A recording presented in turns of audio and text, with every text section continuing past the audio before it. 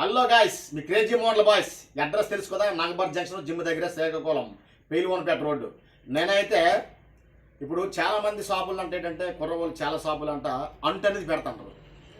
అలాగే అంటు చాలా దగ్గర పెడతాంటారు కాబట్టి నేనైతే ఈ అంటు బదులు నేను వేరే విధంగా పెడతాను అన్నమాట. పేదోళ్ళు ఉంటారు చూసారా, ముసలి లాంటి వాళ్ళు, ముసలోళ్ళు మొడగోళ్ళు ఉంటారు, అడుక్కున్న వాళ్ళు ఉంటారు అనమాట, భిక్షాటన చేసిన వాళ్ళు ఉంటారు చూసారా.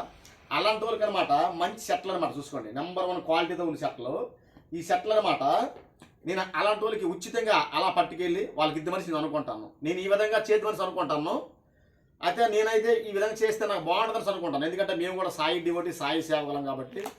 అలాగే ఈ విధంగా చేస్తే చాలా బాగుంటుంది. పేదవాళ్ళు ముసలోళ్ళు ఉంటారు కాబట్టి ఆ ముసలోళ్ళకి అనమాట ఇద్ద మనిషి అనుకుంటాను.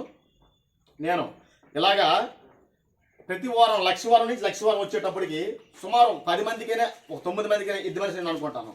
ఈ సెట్ అనమాట ఒక ముసలి అతనికి ఈ సెట్ ఇస్తాను. అలాగే ప్రతి ఒక్క సెట్ కూడా నెంబర్ 1 క్వాలిటీ, ప్రీమియం క్వాలిటీ.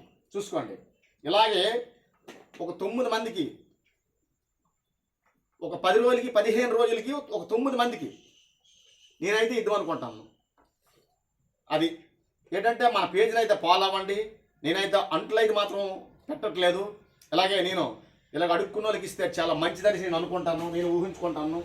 అందుకనే నేను ఈ విధంగా చేద్దామని అనుకుంటాను. ఎందుకంటే అందరిలా చేస్తే బాగోదు కదా, మనం కూడా ఏదైనా ఒక డిఫరెంట్గా చేస్తే బాగుంటుందని నా యొక్క ఒక ఆలోచన.